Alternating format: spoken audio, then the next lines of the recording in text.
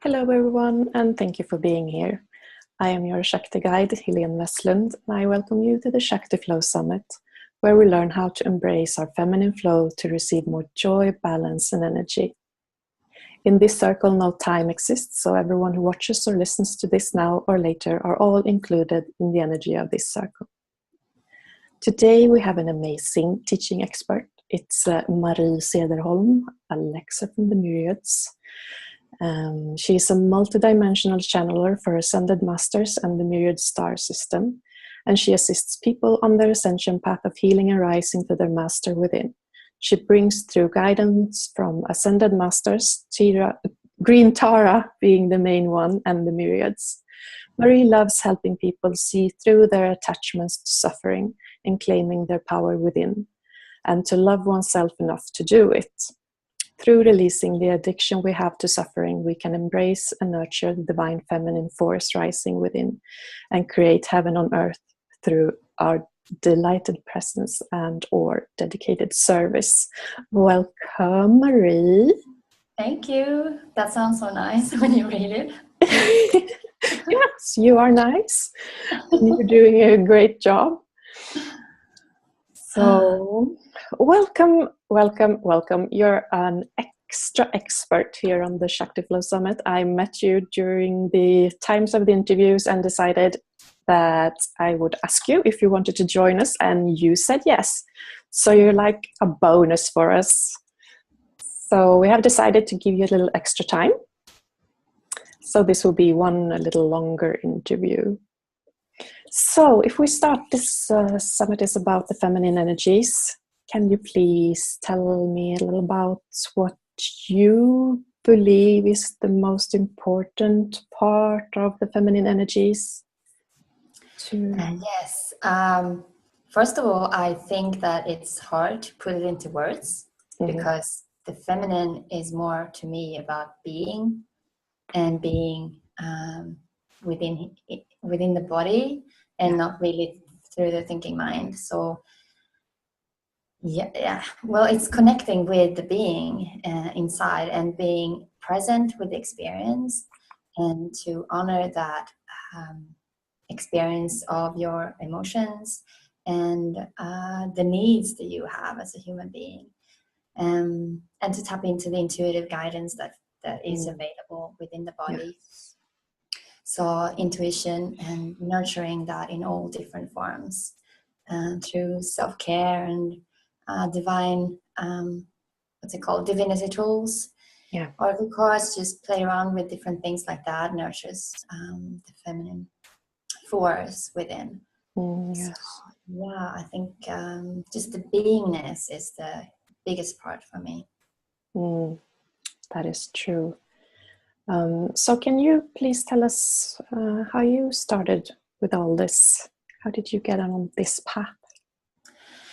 Yeah, I actually thought about it last night, that it all really began with staring at the moon and the moon.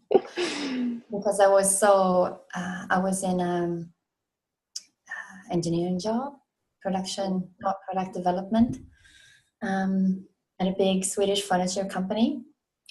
And I'm not mentioning any names, but you don't have to, I think. No, that's a big stretch problem, actually. People push themselves in not only that place, but in many places that wasn't doing me very well.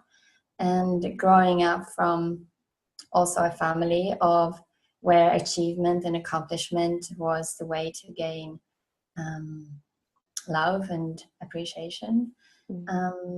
I think we're actually a generation of good girls and achieving from the achieving mind and accomplishing things and just doing because that's how we have been raised.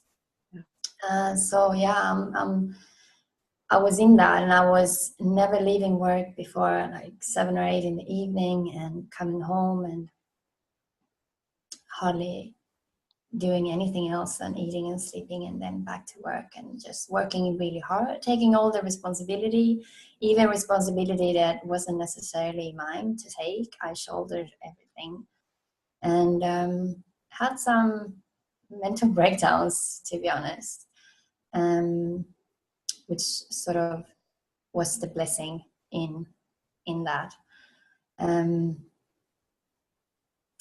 So yeah, during that time I began staring at the moon and realizing that I work differently during different times of the cycle. And I guess I began to shift my life according to the moon rather than my own moon cycle, my menstrual cycle. But I think it's actually quite more important to connect with your own cycle and shift your life towards that, to honor the times of downtime and silence and introspection that you actually need. True. Well, there's so much I can say about all of that, but yeah. There's a lot, and please go ahead.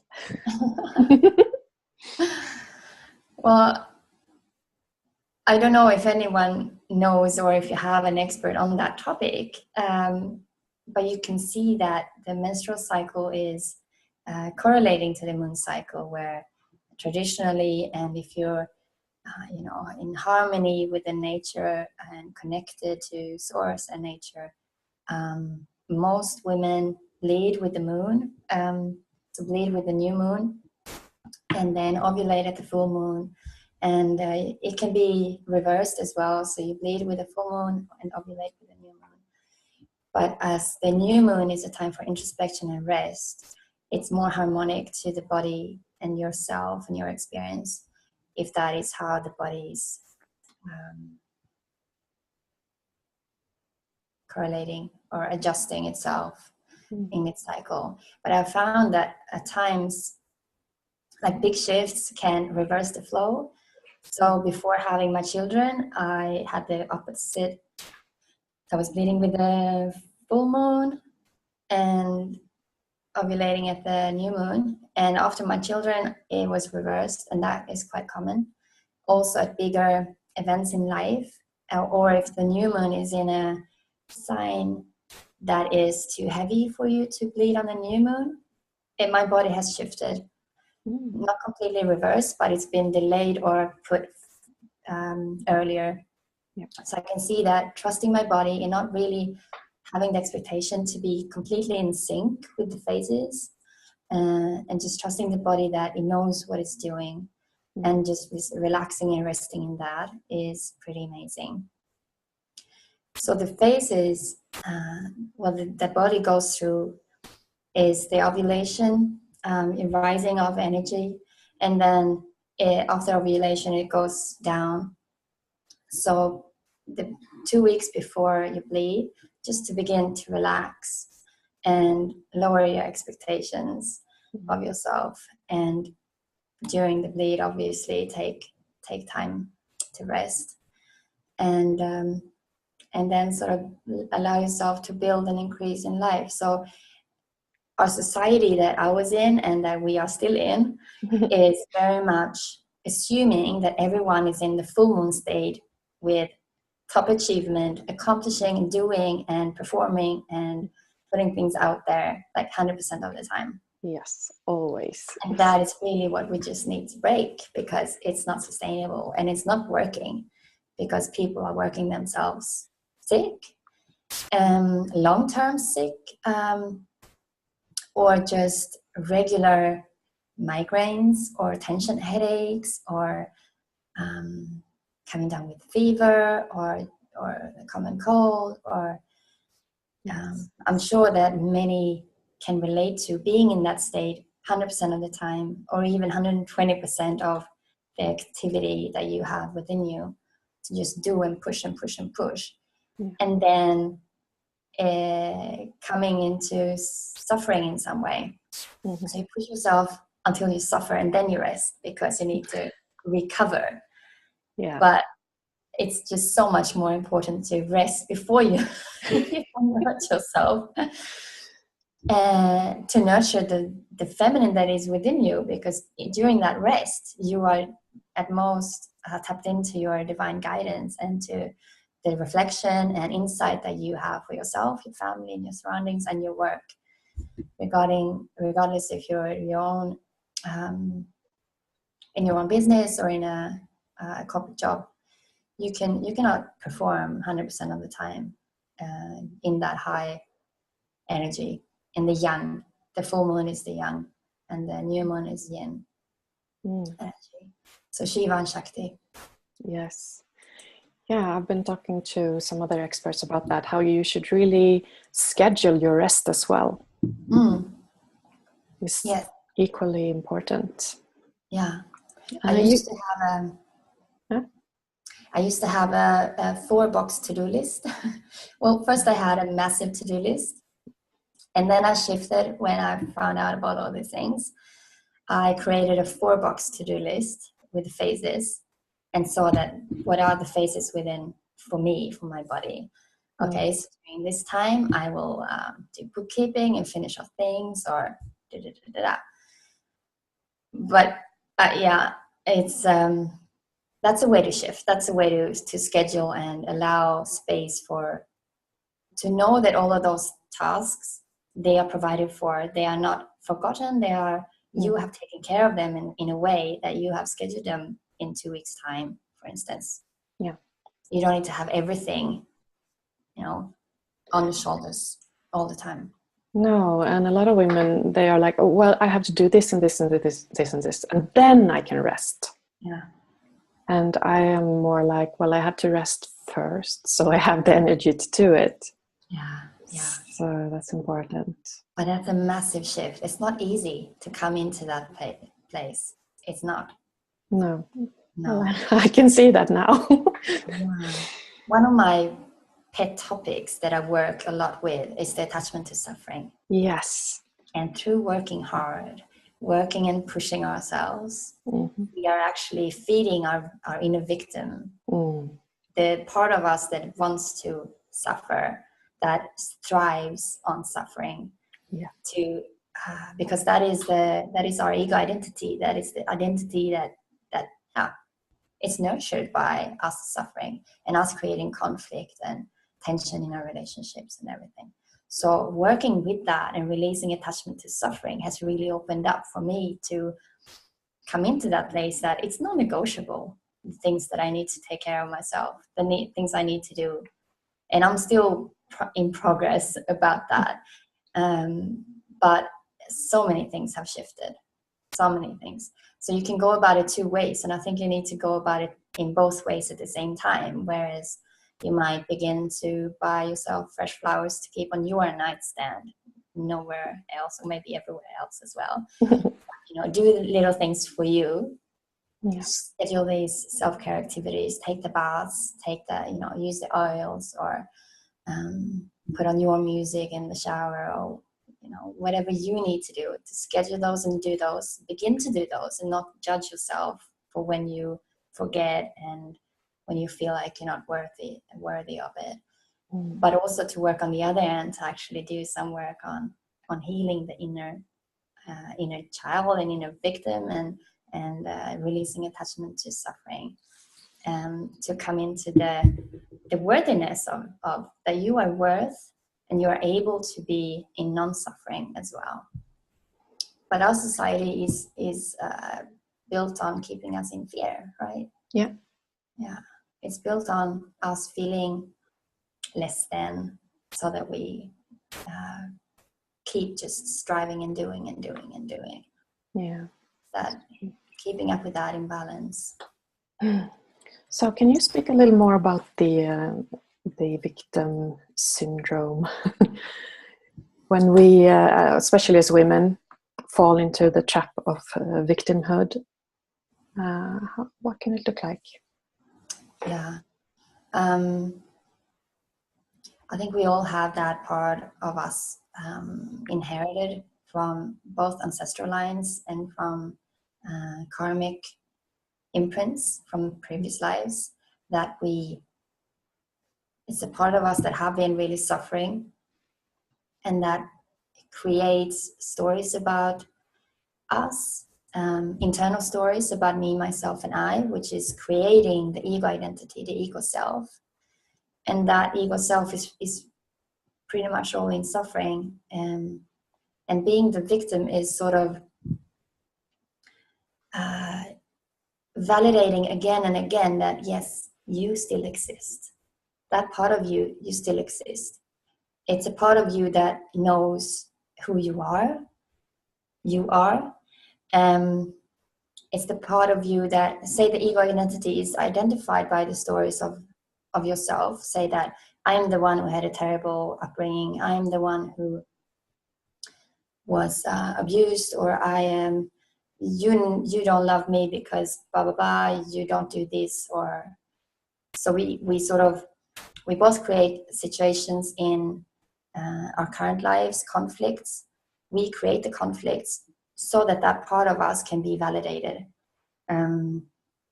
So say we can create tension in our relationship, say a loving relationship or with a partner.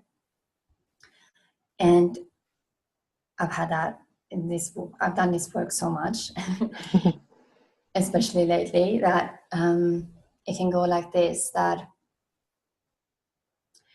there's a part of me that can see that his comment wasn't meant to be in a certain way. And then there's another part of me that's like, he said that, and that means this, and I am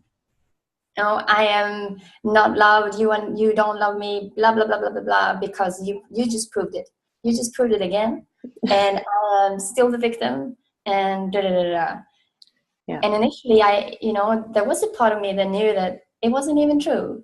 This reaction isn't even true. It's made up because that part of me needed to know that it's still alive. The victim needed to know that it's still alive inside of me.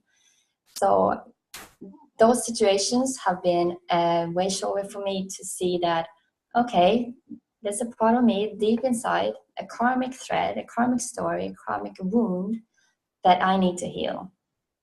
So then I can go in and do my work to heal that in whatever form that is. That can be different for different people.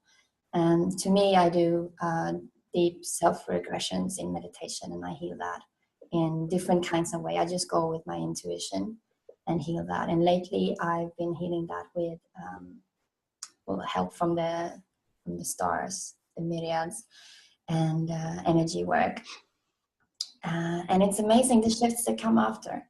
That opens up for being in the loving state of just presence and seeing that, okay, so that comment, it doesn't mean that. It means something completely different, and I can actually see that there's some suffering behind it within that other person. So yeah, those situations are really opportunities to use the intuitive opportunities to heal. Yeah, and if I want you to help me release the the suffering, how do you do? Is it all intuitive work, or do you have like a schedule you do, or? It's mainly channeled. So I provide channel guidance from. Especially Green Tara is the perfect mentor for helping with releasing attachment to suffering. Okay. So I provide written guidance and channeled recorded meditation with healing work, which empowers you from the inside to actually begin to love yourself, because it's about having, holding on to that victim, holding on to the suffering, because I still want to be.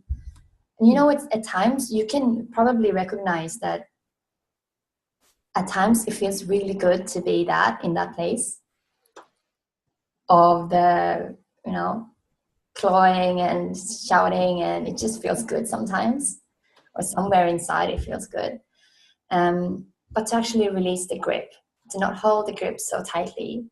And one can liken it with an addiction, that if you love yourself so much, so deeply, you wouldn't want yourself to be still in suffering or to nurture that inner victim. No, if you love yourself like this much, you would just let it go, right? Yeah. So love is you can work from it outside and you can work from the inside. So in our channel meditations, we work on it with the emerald green ray from Green Tara and go from the inside and just loosen things up. And I don't even know how it works, but people have amazing experiences. Yeah, I can imagine. So that's one part I do. And I also offer mentorship, which is sort of more of a schedule. And I have a pre-recorded meditation series as well outside of all of this. That is, discover your inner stories, and then coming back to love, and then an activation of that inner power. So that's a 3-step process that is. Yes, because I have noticed I have friends that always talk about how sick they are and, oh, poor me, I'm so sick again. And now I have to do all this, have to see this doctor and this doctor. And I'm more like, I don't speak about, if I get sick, I know I should have slowed down sooner. So I just try to be calm for a while. And I don't like to talk about it that much, actually. Well, we do that as humans. We just repeat and repeat and repeat, because these stories, those are the stories that I'm talking about, stories about me, myself, and I. Yeah. And often also that we, like, I say something and then the other person says something that relates to them. Whereas I say, oh, I'm so sick. Oh, me too. Oh, I went to this doctor. No, me too. And it's just stories about me, stories about me, stories about me that reinforces that sense of the false identity of the ego self. It's not the egocentrical, you're being so egoistical, but it's the false identity that you initially have as a human, and we all have it to different degrees. And moving away from that, moving away from repeating all that, talking about it can be one way of stopping yourself. Becoming aware of, okay, so now I'm just reinforcing something that I don't like. I don't like being the victim. Like, in a broader scale, I don't like being in that place. So why talking about it? Because the words have power. Yes. To just keep repeating it, it's not doing anyone any good. And the other thing is that when you're sick, it's so easy to go into, I'm sick, and especially if you're getting sick from pushing yourself, it might be, you're on the border and you don't know if it's okay to call in sick, but you feel like you should.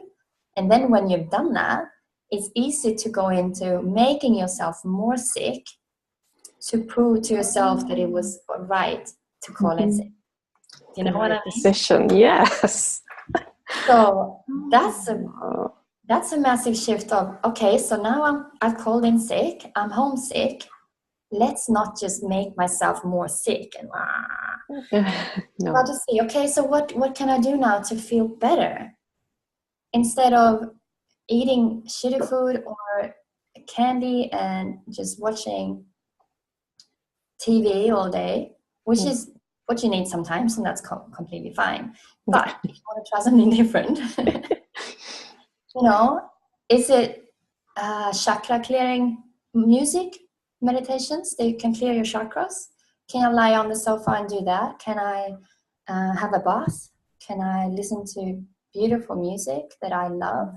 Can I take that time to shift it into, can I find that place that actually feels good right now and feel that is okay?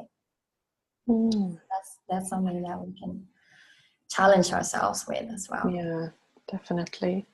And try to feel, I think, in the body, is it time for me to rest? More than do I have the time to rest? Yes. Different things. There's so much that we think that we have to do that we don't. Yeah, definitely. Definitely. That's so true. And coming back to the to-do list, yeah, was that I received guidance to delete the whole thing. And that was massive. It took me, I think, a couple of weeks to listen to the guidance and to do it and to shift. And then I was showing so much anxiety after, but that is really a practical way to shift into being with your body and your flow, because and your intuition, because the to-do list is just putting all these possible things to do, but it's nothing that says they have to be there now. And if they are important, they will come back. Just to trust it. If it's important to remember, they will come back. Yeah. So now I have a to-do list of maybe max 3 to 4 things, and the rest will just do one thing at a time. I can only do one thing at a time. Yes, that is true. Yeah. So, can you tell us a little bit about your work with the myriads? Yes, it's unfolding beautifully. Mm-hmm. It's different every time. I go with clients and I take them onto like a guided meditation, and sometimes we just raise our energies and meet the frequency as best we can. It's a very high frequency energy. And they provide clearings and healing and a bit of empowering guidance. And at other times we actually go to a place that have big gates and go in, and there's different temples of light, and yeah, it's amazing. So I'm learning all about this as we go with time. It's they have different purposes, so they can help with releasing what they did with me. They released a deep wound. It was like they melted away a thick root all within here that had little entanglements. That was all like my deepest karmic story about not being important. And the story that was repeating itself in my life was that my work wasn't important. But when I was in meditation, I realized that, okay, so my core belief here is that I'm not important. So they cleared that. It took an hour. Well, that was all. I guess pre-phase and after phase as well, including that. But yeah, it was an amazing experience. So I'm beginning to see that I can work on different levels. They can actually work on the karmic things within our energetic bodies, as well as activating and removing veils and opening us up to channeling a bigger energy into our work. So yeah, that's another thing that they talk about, that the heart is a portal to the infinite power of Source, and that our hearts have been closed off and veils have been put in place. So sort of see them as veils like this, like sheets. Yeah. That is stopping us from using that power in a way that is not from love. Because if we see the entire world as coming from fear and power structures and ego, me over we couldn't have access to that kind of power because we would misuse it. So now, as the world is coming into a more compassionate state, we can begin to remove those veils. So that's what they have been beginning to do with clients. They remove a veil, and then you can channel more into your work. So whatever your calling is, or if it's only your presence in your family, that's beautiful enough. Yes, of course. Other kinds of sacred work or empowering work, you can have greater access to a stronger force and to make a bigger impact. I think that's the main thing that they can provide. Okay. Because I have felt like my heart opened from it was a heart activation I did in the summer, and now I feel like I can reach the highest light through my heart, but it's hard to blend into the work when there's always, open your crown and you should get the light from above, and I get it from my heart and it's like, no, wait. And I get all frustrated and I don't know how to work with it. So that's one of my biggest struggles right now, actually. Oh, that's interesting. I don't think we should, I don't know, I haven't gone through, schools telling you how to do things. I'm self-initiated in all kinds of ways. And I feel that that is just how we need to move forward, because this is so multifaceted that every way that is coming to you from within is right. It's beautiful, and we don't need to go the step-by-step process. And some do it exactly a certain way, and some do it completely differently. And I've felt the impact from both ways. So I think you should just go with whatever works for you, and trust that. Yeah, I have to work with it, because it's been like almost 6 months now, and I just feel I have to do it through my heart. I don't know. Yeah, do that then. Yeah, I'll work with that. Yeah. Yeah. So, is there anything else you feel you need to share with us? Something you want to talk about before we go into our meditation? I have some points actually that I could share about how to physically do things according to the cycles. That sometimes I feel that we need someone else to tell you that it's okay to do it a certain way. True. You know, I can tell you it's okay. Perfect. Yeah.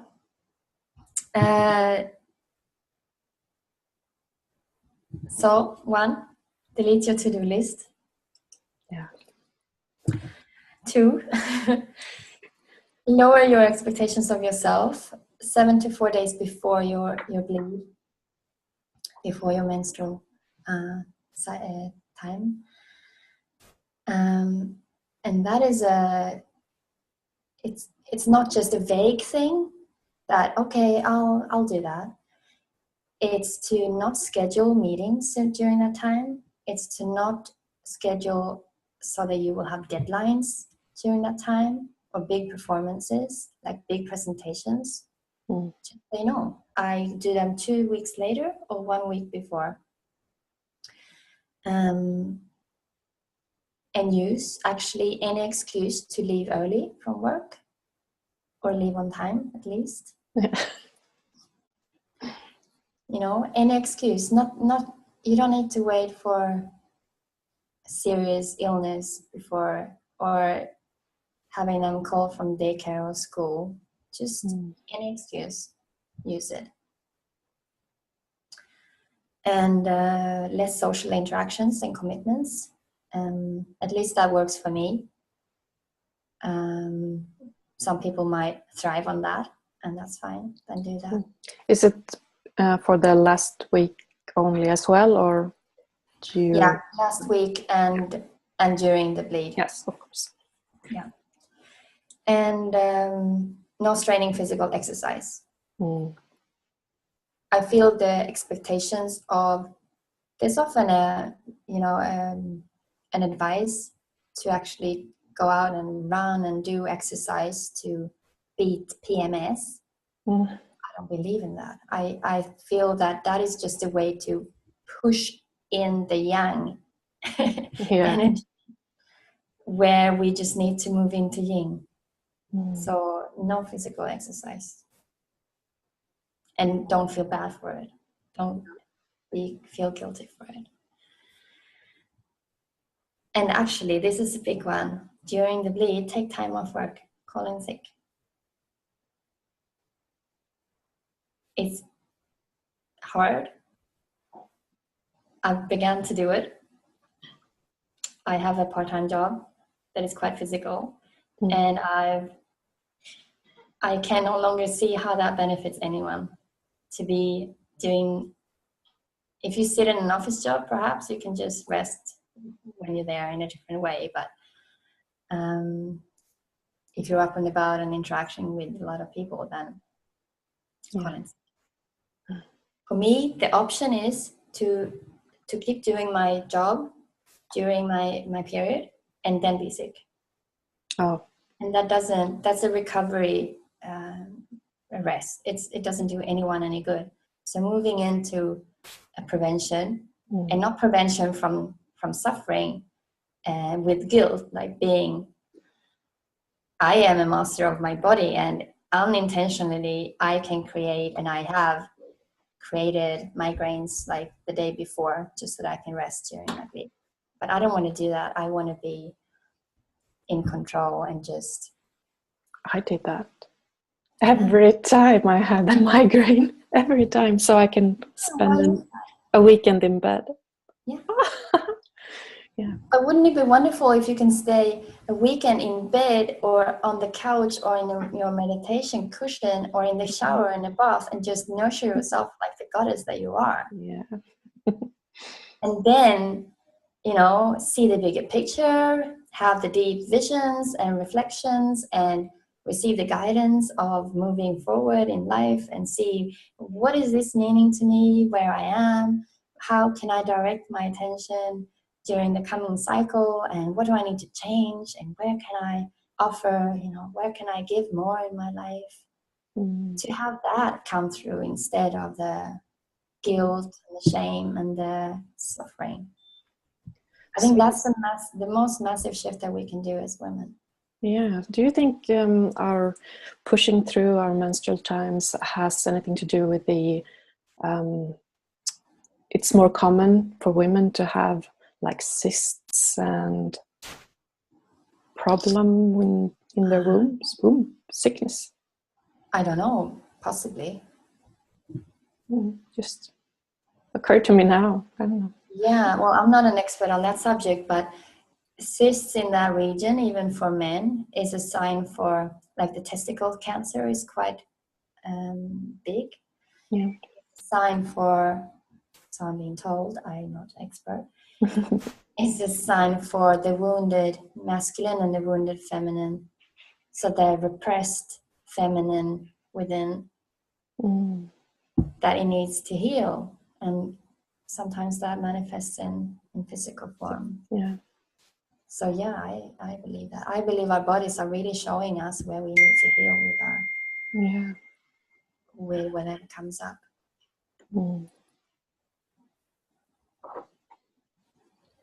So, was that the end of your list?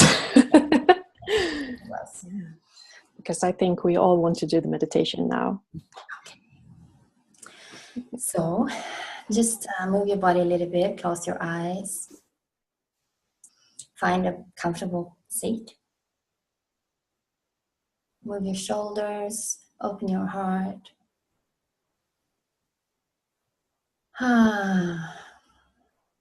Breathe in through your nose. Exhale and relax.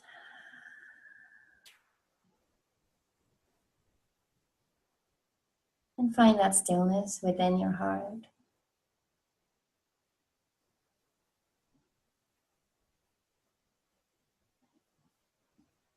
Breathing into that space.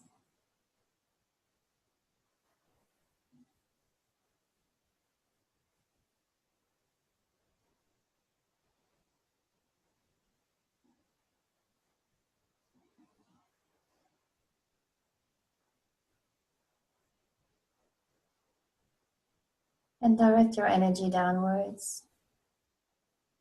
You can imagine a root extending from your root chakra.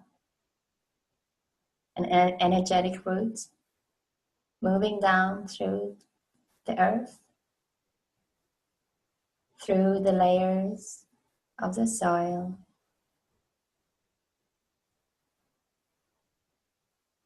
through the rocks, water, dirt,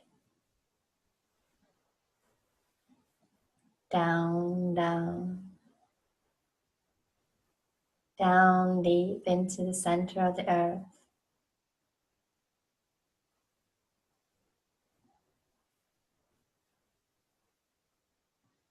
And when it reaches the center, just relax. Allow yourself to rest in this space of grounding, loving energy of the earth.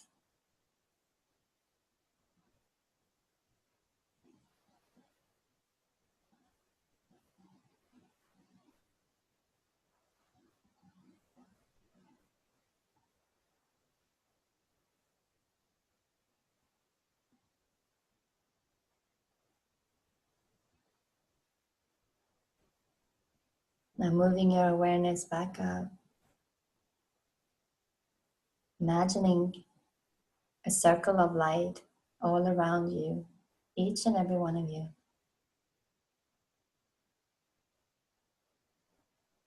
A circle of the brightest light, the highest light.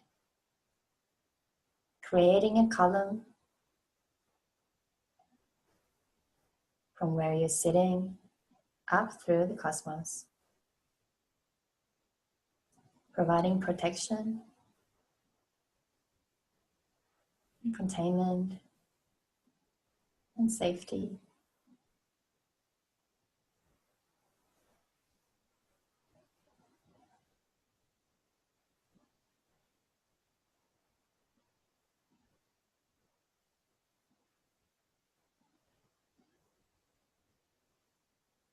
Now allow yourself to be lifted through this column. Raise your vibration. Just relax. Allow your consciousness to expand. Up, up, up through the planes. Through this column.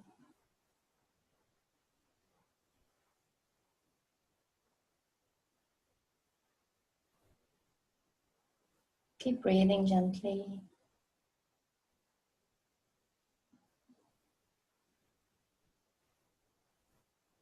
Relax the back of your head.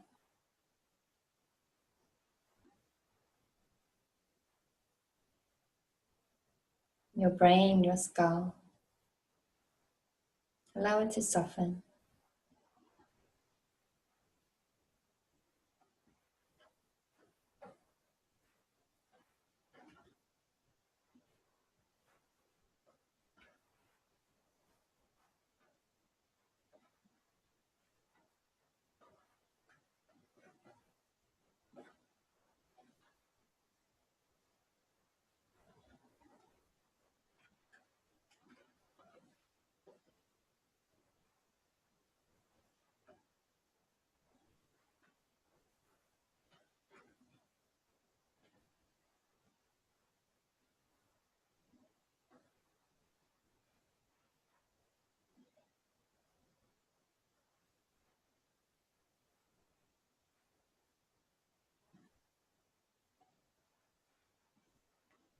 And we're moving through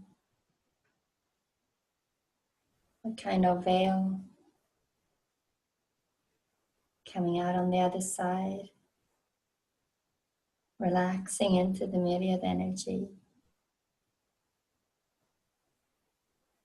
finding ourselves sitting in a big circle with everyone watching this show, now or in the future.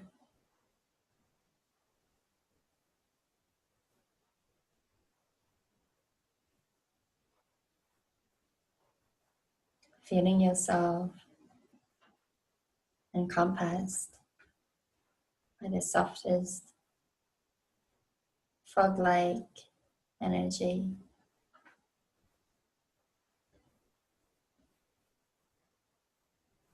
Yellow and pink in tone. Just lovingly softening yourself to receiving the blessings of the myriads.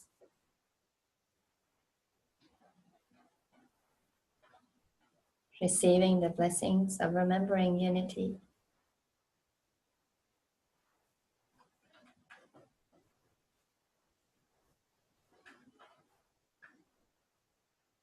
All around our circle, myriad light beings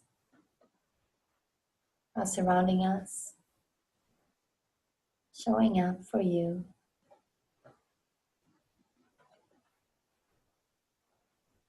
Showering you with love,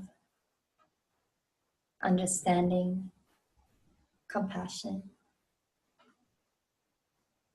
encouragement.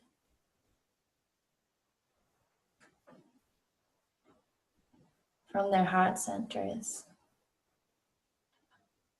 extending the warmest, most loving light,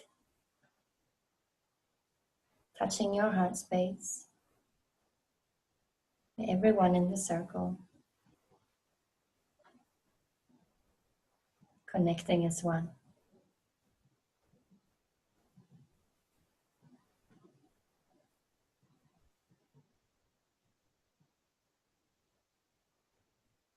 Feel yourself connected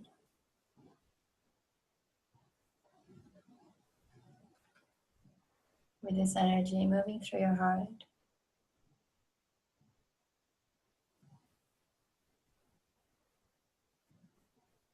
Connected to the one heart of the universe.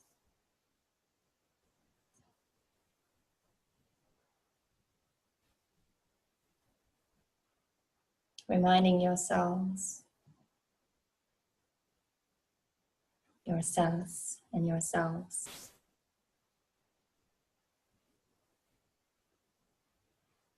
of being one with all.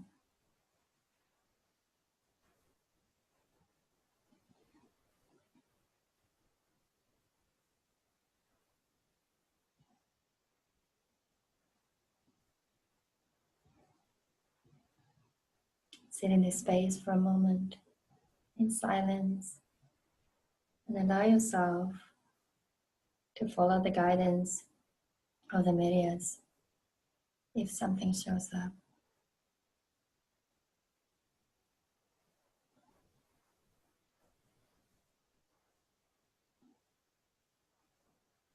Sometimes they take you to the side or take you somewhere else. That's okay. Or just sit and feel.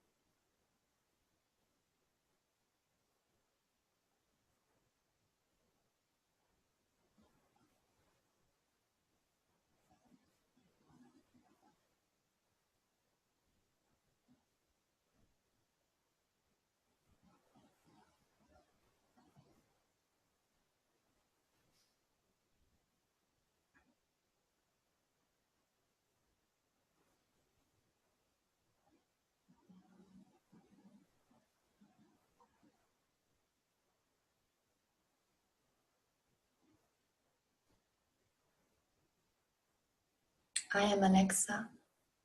I have come today to you to encourage you to honor, to really honor your divine human. You are a divine human. Your divinity in form. To honor that form that contains you, that holds you, and love it back. Taking care of your body, of your human needs, is so needed right now. There is nothing selfish about it.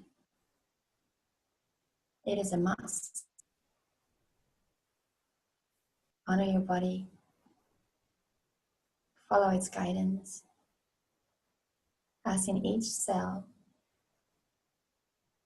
there's God. In each cell, there's Source. Follow that guidance.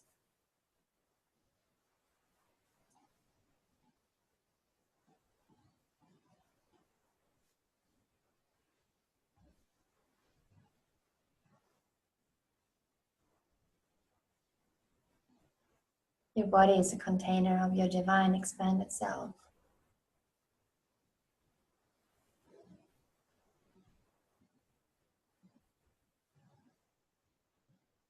Please help it express more of what you are. Shed the limitations of form and express the divine you that is there. It's there to be expressed. And you are the one to express it.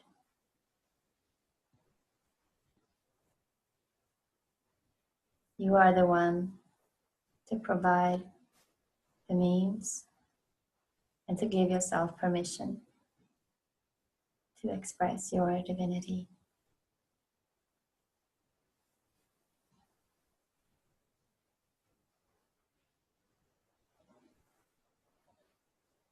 Go in peace, beautiful women.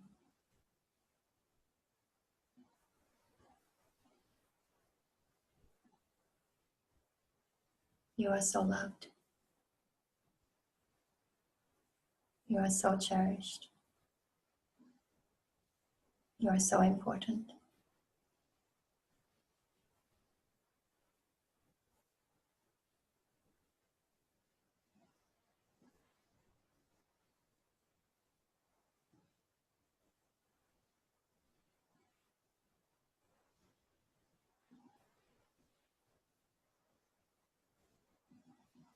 Okay, so coming back to the circle, if you wandered off,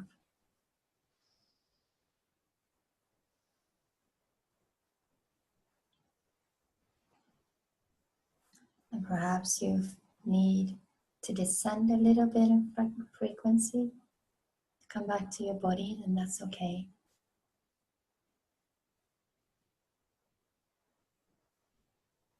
Just breathe yourself back to your body, to your physical body, in this room where you are sitting.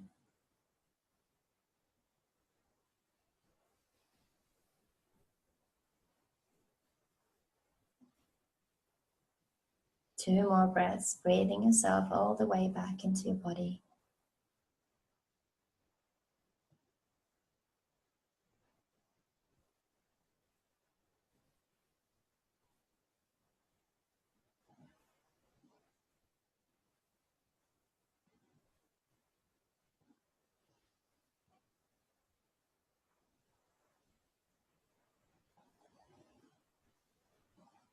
And now go back down into the earth. Down through the earth. Connect with the heart center of Mama Gaia, of the Earth Mother.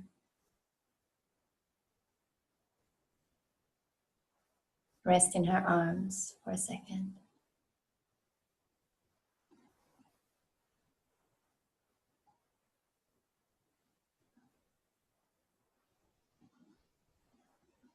Know that you are grounded, you are safe, you are loved.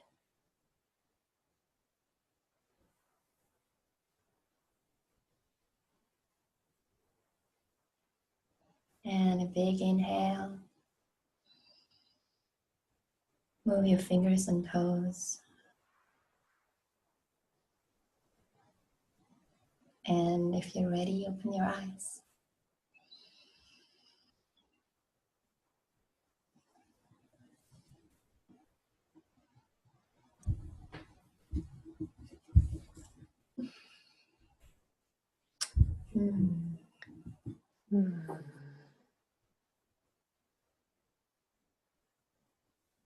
Thank you. Thank you for giving me an opportunity to be there again. Yeah, me too. I actually did one of your meditations before show as well. But yeah, it's a really nice energy. It's really soft. Oh, a lot of things coming up for me. Yeah. You need a moment with a journal or something. Yes. Yeah. Been doing this for so long. I was thinking I don't have that much victimhood left, but it all bubbled up inside now.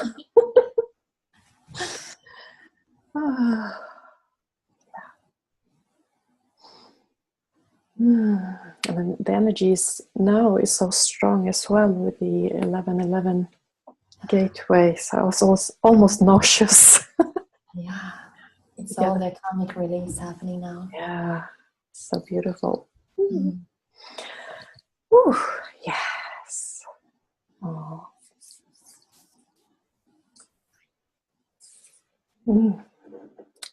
Yes. We have to keep talking, I guess. So the meditation I did before the show is actually a part of your free gift for us as well. Yeah. So can you tell us a little about that, Mary? Yeah, I recorded 4 meditations, all channeled from the myriads. It's healing and activating energies in different areas. So we have the inner mother activation.